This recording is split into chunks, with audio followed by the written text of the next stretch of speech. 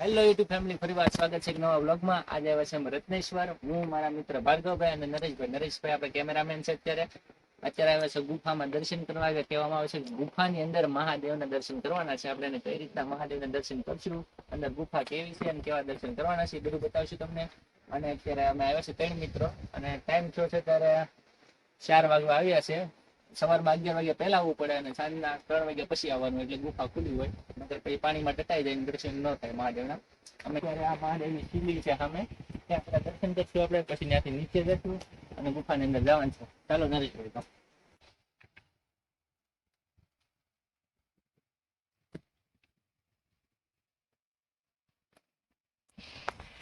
તો મહાદેવના દર્શન કરીએ છીએ।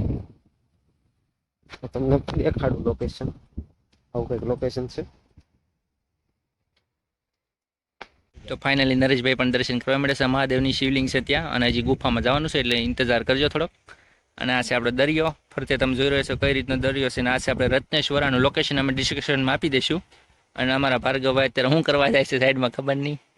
અત્યારે બાપુ એમ તો કીધું છે કે અત્યારમાં જાતિ વેળ છે, એટલે તમે દર્શન કરી શકશો। બાપુ પણ આવી ગયા છે અને પૂજાનો ટાઈમ થઈ ગયો છે। અને આ છે મંદિર, અહીંયા અંદર મંદિર કેવું છે એ પણ તમને બતાવીશું। અહીંયા બેસવા માટે તમારા બાકડા છે, નાસ્તો કરવો હોય તો ઘરેથી લાવવો પડશે અથવા દુકાનેથી લેતા આવવાનો। અને દરિયાનું ફરતે તમે જોઈ રહ્યો છો, રીલ બનાવવા માટે, વિડીયો બનાવવા માટે બેસ્ટ લોકેશન છે ને। હવે આપણે દર્શન કરવા જઈએ નીચે, જે અહીંથી જવાનું છે।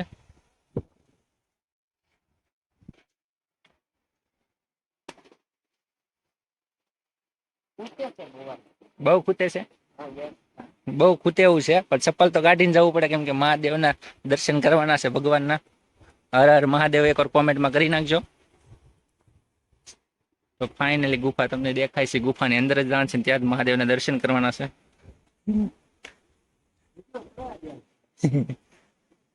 આવવાનું તો અહીંથી, પણ અમે બીજી બાજુ લઈએ એવા।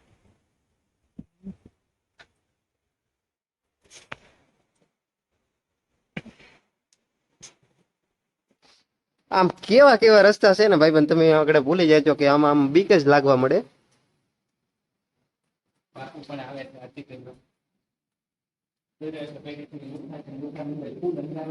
અત્યારે અંધારું છે એટલે તમે બતાવી નહીં શકીએ બહુ, પણ અંદર જાય છે સુધી અમે શરૂ રાખશું।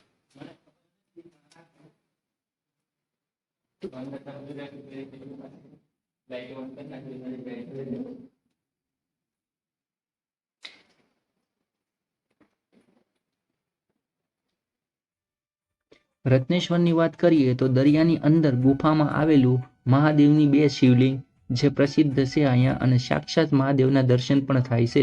સાથે એક કુંડ પણ છે। તેમજ વાત કરી તો ભાવનગરથી 88 કિલોમીટર અને મહુવાથી 21 કિલોમીટર, અને કુલદેવી ચામુંડ માતાજીનું મંદિર જેમ કે આપણે કોટડા છે ત્યાંથી 5 કિલોમીટર દૂર દયાળ ગામમાં આવેલું આ રત્નેશ્વર મહાદેવનું મંદિર છે। તમે જોઈ રહ્યા છો કઈ રીતનું ગુફામાં છે અત્યારે। તો અત્યારે મહાદેવની પૂજા થાય છે ને અમે પૂજા કરી લીધી છે, કેમ કે અત્યારે વહેલા પૂજા થઈ જાય, નકર પછી પાણી અહીંયા ભરાઈ જાય છે એના માટે। એટલે તમને ગુફા દેખાડી દીધી, અંદર મહાદેવ કઈ રીતના તે પણ બતાવી દીધી। અંદર જે કુંડ હતો તમને બતાવ્યો, અને અમને બાપુએ આજ એવું સૌભાગ્ય અમારું હતું કે મને ખબર અમારા ભાઈ કહેશે મહાદેવના દર્શન કરવા માટે, એટલે મહાદેવ જતા હા બતેશ્વર અને આવ્યા રત્નેશ્વર।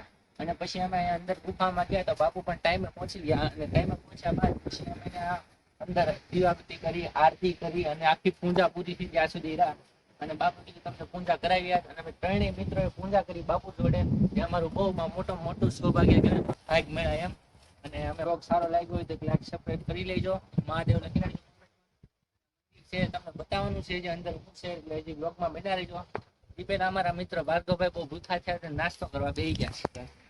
તો ભાર્ગવભાઈ તમને ભૂખ લાગી? અંદર મજા કેવી આવે એમ કહો?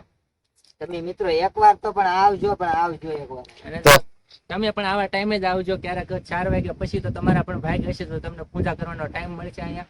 અને પૂજા કરવાનો ભાગ્ય મળે એટલે મહાદેવથી મોટું કોઈ છે જ નહીં આ દુનિયામાં, ખબર જ છે તમને।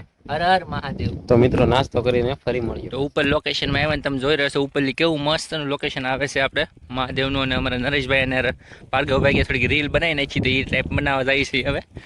આ મહાદેવનું ઉપરની તરફથી છે, તમે જોઈ રહ્યા છો કઈ રીતનું છે અહીંયા। અહીંયા જ્યારે મેળો હોય ત્યારે આ બધી પબ્લિક અહીંયા ભરાઈ જાય છે, અને આ બધું એટલે બધું અહીં ફૂલ થઈ ગયું હોય છે।